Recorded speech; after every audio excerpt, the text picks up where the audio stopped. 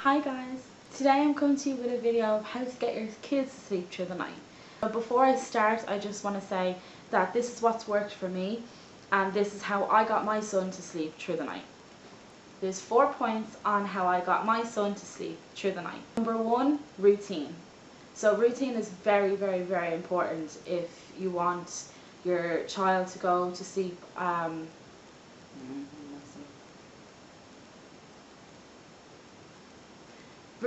routine is very important if you want your child to go to sleep. If you want your child to go to bed at a certain time every night and to sleep for the whole night. So Connor's routine at the moment is he wakes up around 8 or 9 o'clock in the morning, and his first nap is between 12 and 1 o'clock, and he doesn't actually get a second nap anymore. He just doesn't want to take a second nap, so I've cut out the second nap altogether. He's kind of cut it out himself, but the second nap is gone. So then he gets his bath at 7:30 every night, and he's in bed by 8 o'clock. So that is his routine. That's what's working for us at the moment. I find when he goes to bed at 8 o'clock at night, I get my me time, which I think is very important. If you are a parent, you need your me time every day, whether it be for 15 minutes or I have a couple of hours. I normally go to bed around 11:30 or 12, so I have that time to catch up on my shows or make videos, clean the house, just stuff like that that I couldn't get done during the day. Second thing is wind down time. This is also very important if you want your child to go to bed at a certain time. After dinner we would read a book. He watches In the Night Garden, and after In the Night Garden is over, the station cuts off. There's nothing, there's no more broadcast, so he knows then that it's nearly time for bed. So we wind down and kind of get settled and ready to go to bed. I also, during the wind down time, I say to him, oh, nearly time for bed, oh, we're going to get a bath soon, nearly time for nights, and that. So the next thing is be stern.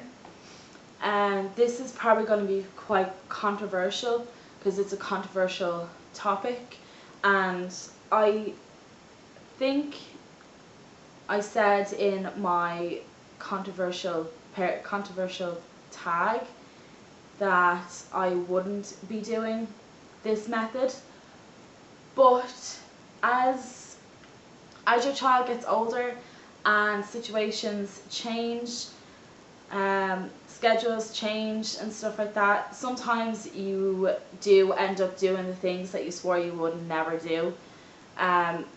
So the thing I swore I would never do is the cry it out method.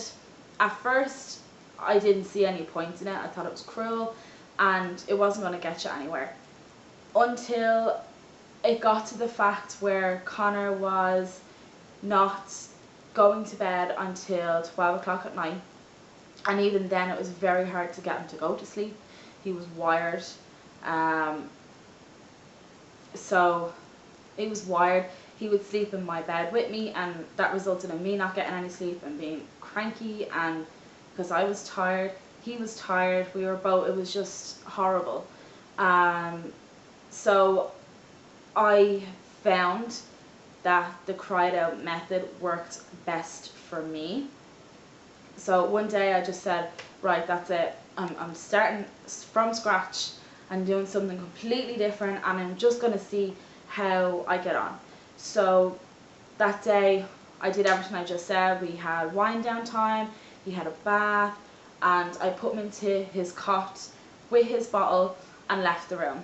And at first he was kind of like, okay, what's going on here? I'm left in this room by myself.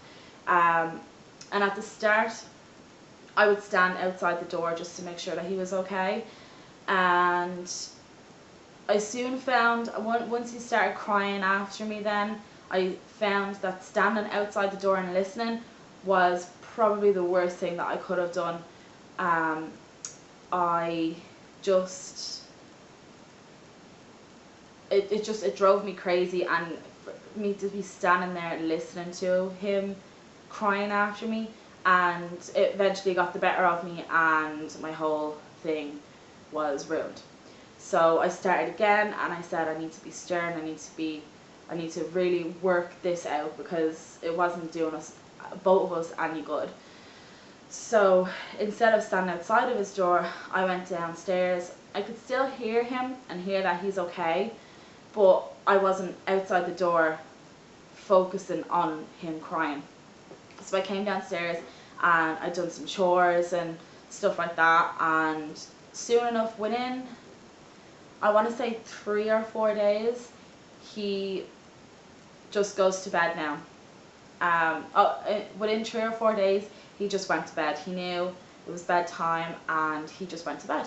So now when I put him up, I put him into his cot, give him his bottle, I put his soother on the side so he knows where that is, and I leave the room and I don't hear from him again until the next morning. So it's worked great.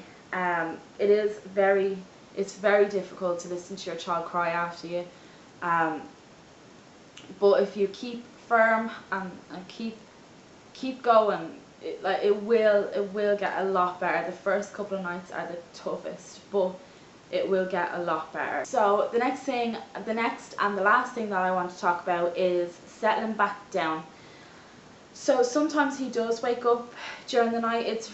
It's awfully rare that he does, but when he does, I need to control the situation and get it back on track. So what I do is I normally wait for about 5 minutes. I don't go any sooner or any later, about 5 minutes. And if he hasn't settled back down by then I go up and I give him back a soother and I tell him it's night time, it's still night time. I give him a kiss and reassure him that I'm still there, and I leave the room again. And he does cry for a couple of minutes, but then he just gives up and he goes back to sleep. So that is how I get my child to sleep through the night. I hope this video helped you in some way if you're having difficulties with trying to get your child to sleep at night. If you would like to share with me how you got your child to sleep through the night, I'd love to hear them, so leave them in the comments below, and maybe other people that have watched can get other ideas and other ways how to do it if they don't want to do it the way that I'm suggesting. So thank you so much for watching, and I'll see you in my next one. Bye!